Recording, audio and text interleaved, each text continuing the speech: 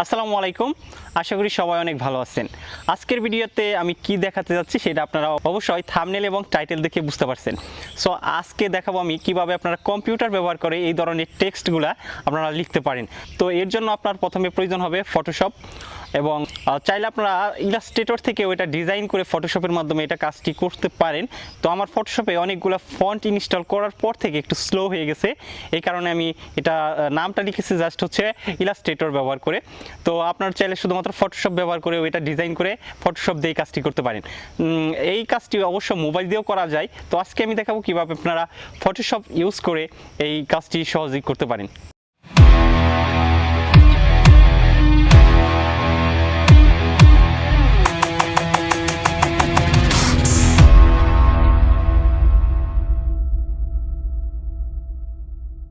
লেখার জন্য আমি এখানে ইলাস্ট্রেটরটা ব্যবহার করব, কারণ হচ্ছে আমার ফটোশপে একটু প্রবলেম হয়েছে।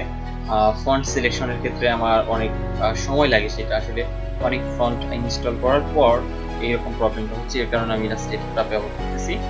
তো আমরা ইলাস্ট্রেটর ওপেন হওয়ার পর এখানে যে ক্রিয়েট নামের একটা ক্রিয়েট নিউ নামে একটা অপশন আছে, এখানে আমি ক্লিক করব। তারপর হচ্ছে আমি একটা নতুন ডকুমেন্ট ক্রিয়েট করব। তো এখানে যে সকল ফাইল রয়েছে এইগুলো হচ্ছে আমি রিসেন্টলি যে সকল ফাইল সাইজ নিয়ে কাজ করেছি সেগুলো এখানে রয়েছে। তো আজকে আমি এখানে নিব হচ্ছে 950x950 পিক্সেল এই সাইজ নিয়ে, এবং সেটা আমি পিক্সেলে রেখেছি। তারপর হচ্ছে এখানে আমি এটা যেভাবে আছে সেভাবেই থাকুক, আর এই পাশে আর্টবোর্ডটা ওয়ান লাগছে, মানে একটা থাকবে এখানে। তারপর হচ্ছে আমি এখানে ক্রিয়েট নিউ ক্লিক করব। তারপর নতুন একটি ডকুমেন্ট তৈরি হয়ে যাবে এবং এটাকে আমি আমার স্ক্রিনের সাথে ফিট করে নিব। ওকে, তারপর এখান থেকে আমি টেক্সটের আইকনটা সিলেক্ট করে এখানে আমি একটা ড্র্যাগ করে একটা জায়গা নিব কিছু লেখার জন্য। তো তারপর আমি এখান থেকে আমার মানে ফন্টটা চেঞ্জ করে বাংলায় লিখবো, তাই বাংলা চেঞ্জ করলাম, এবং এখানে আমি যে ফন্টটাই লিখবো সেই ফন্টটার নাম লিখবো। সহজে আমি এখানে ইউজ করবো হচ্ছে মাহফুজ একে, লিভ মাহফুজ একে। ওকে, এই ফন্টটি আমরা সিলেক্ট করব। তারপর হচ্ছে লেখা শুরু করবো, এর চয়েস আসছে তোমার সিলেক্ট করা করে। তারপর লিখতেছি হচ্ছে ইয়ার আব্বি, হচ্ছে আল্লাহর একটি নাম, এর রব। ইয়ার আব্বি মানে হচ্ছে এর রব সম্ভবত। তো এটা আমি লিখবো। তো ইয়ার আব্বি লিখবো, ইয়ার আব্বি। তো লেখার কাজ আমার শেষ। এখন আমি এখান থেকে মাত্রালতা ইউজ করবো, আর এখানে মাত্রালতা ইউজ করবো এখানে শেষে এবং প্রথমে। এখন আমি লিভস অপশন দিতে যাবো। তো এখান থেকে আমি মাত্রালতা নিব। তো যেহেতু ডান পাশেরটার জন্য ডান পাশে ক্লিক করলাম, এবং বাম পাশের জন্য এই পাশে বাম পাশে রয়েছে এটা ক্লিক করলাম। আর এই পাশে এটা ক্লিক করলাম। আর এই পাশে যদি নেই, এখানে যে একটা দাগ রয়েছে লেখার যে স্টাইল, এখানে এটা নিলে ভালো দেখায় না, নিয়ে দেখাচ্ছি ও এরকম দেখায়। সো আমি এটা রাখবো না, এটা কেটে ফেলবো এখান থেকে। অ্যান্ড যা আছে এটাই থাকবে, এবং এটাকে ক্রিয়েট আউটলাইন করে দেব। ওকে, এখন এটাকে আমি হাইড করে যেখানে ছিল সেখানে নিয়ে রাখবো আমি। ওকে, তারপর এই লেখাটিকে আমি মাঝখানে নিয়ে,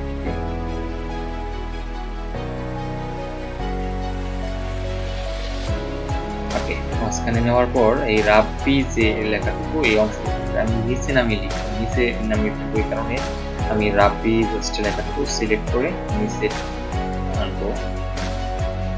আপনাদের যে টেক্সট আপনারা লিখবেন সেই অনুযায়ী সেটাকে আসলে কাছে কিংবা দূরে নিয়ে আপনারা সাজাবেন। তো আমি এখানে আমার প্রয়োজন অনুসারে এটাকে আমি সাজিয়ে নিচ্ছি।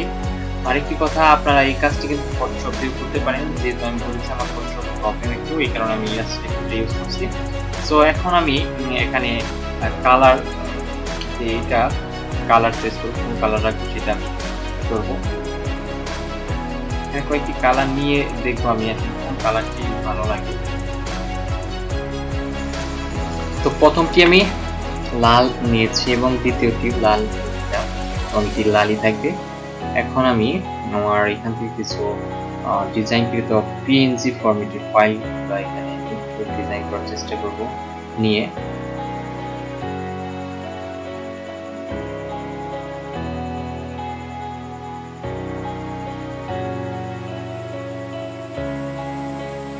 এবং এখান থেকে লাভ হচ্ছে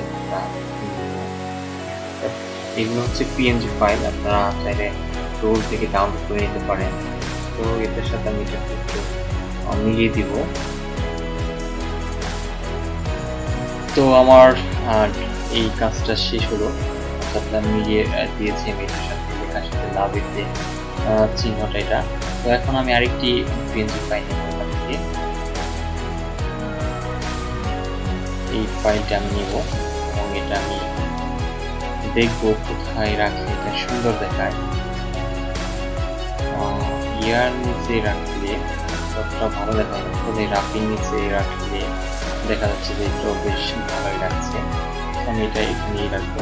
তো এখন আমরা এটাকে সেভ করব। সেভ করার জন্য আমরা এটাকে যে পিএনজি বানাবো এটাকে আমরা এক্সপোর্ট করব, ফাইল থেকে আমরা এক্সপোর্টে যাব। তারপর এটাকে আমরা যদি চাই একটা যে কোনো নাম দিতে পারি, যেহেতু আমি এটা ইয়ারাপি দিচ্ছি, সো আমি এটাকে ইয়ারাপি লিখলাম এবং এইখানকার যে ফাইল ফরম্যাট আছে এটাকে আপনার পিএনজি দিয়ে দিতে হবে, জেপিইজি বা অন্য ফরম্যাট দিলে হবে না। এটাকে জাস্ট পিএনজি ফরম্যাটে সেভ করবেন, এক্সপোর্ট করবেন, যাতে করে জাস্ট ব্যাকগ্রাউন্ডটা না থাকে, জাস্ট খালি লেখাটা থাকে। এখানে যেরকম ছিল সেরকমই রাখবেন। ওকে, এখন আমরা চেক করি, ফাইলটা চেক করব।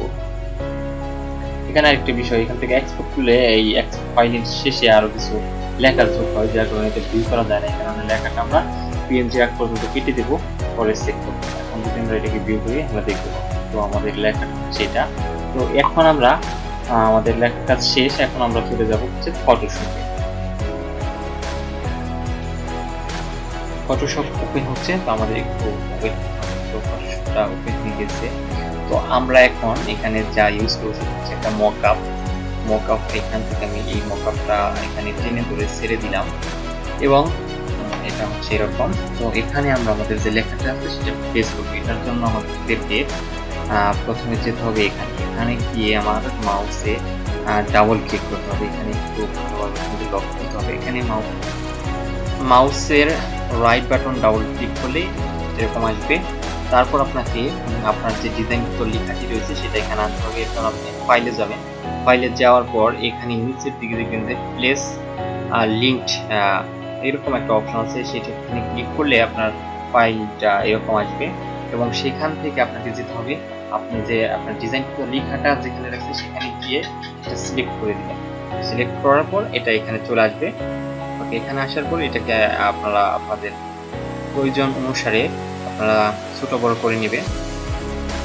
আর হচ্ছে আমার দেখেন এখানে এখন দুইটা লেয়ার আছে। আগে যে লেয়ারটা ছিল সেটা হচ্ছে আমার নাম লেখা, চাইলে আপনারা এটা এখান থেকে ডিলিট করে দিতে পারেন, কিংবা হচ্ছে যে ভিজিবিলিটিটা ছিল এটাকে ভিজিবল অবস্থায় ছিল এটাকে আপনারা আনভিজিবল করে দিতে পারেন। ওকে, যে কোনো একটি করতে পারেন। আর এখানকার যে লেখাটা ইয়ারাপি, এটা আমি ওই ফাইলে গিয়ে যে ভাবে আনলাম, এটা আপনারা এভাবে না এনে জাস্ট আপনার যে ফাইল লোকেশন সেখান থেকে জাস্ট এটাকে ড্র্যাগ করে এখানে ছেড়ে দিতে পারেন, তাহলে হবে। তারপর আপনাকে প্রেস করার পর এখানে ক্রসে ক্লিক করার পর এখানে যে অপশনটা আসবে সেখানে আপনি ইয়েস ক্লিক করবেন, দেন আপনার হয়ে গেল। এই হচ্ছে আমাদের ফাইনাল আউটকাম আর কি। আর এটা সেভ করবো। এখন সেভ করার জন্য আমি শর্টকাট হিসেবে shift plus control plus S A click করেছি এবং এখানে আমি এখন এটা কোথায় সেভ করবো সেটা আসলে আপনারা সবাই জানেন, এটা বলার আর দরকার হয় না। এটা আপনারা যারা কাজ জানেন ফটোশপে কিংবা হচ্ছে ইলাস্ট্রেটরে, আপনারা আসলে বুঝতে পারেন এটা কিভাবে সেভ করতে হয়। আমি আর কথা বলালাম না।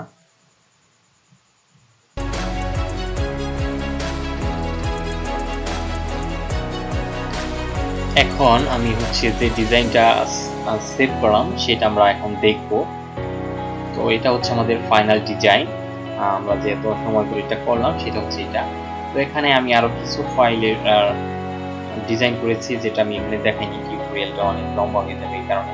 এই লেখাটা আমি আবারও ডিজাইন করেছি এবং এটা এখানে পেস্ট করব আমি, এবং আরো কয়েকটি ডিজাইন এবং মকআপ সহ আপনাদের এখানে দেখাবো।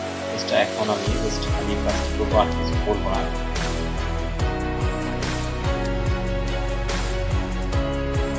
তো এটা হচ্ছে আরেকটা নতুন মকআপ। তো এখানেও আমি পূর্বের নাই যে কাজ করতেছি সেগুলাই সেভাবেই করব।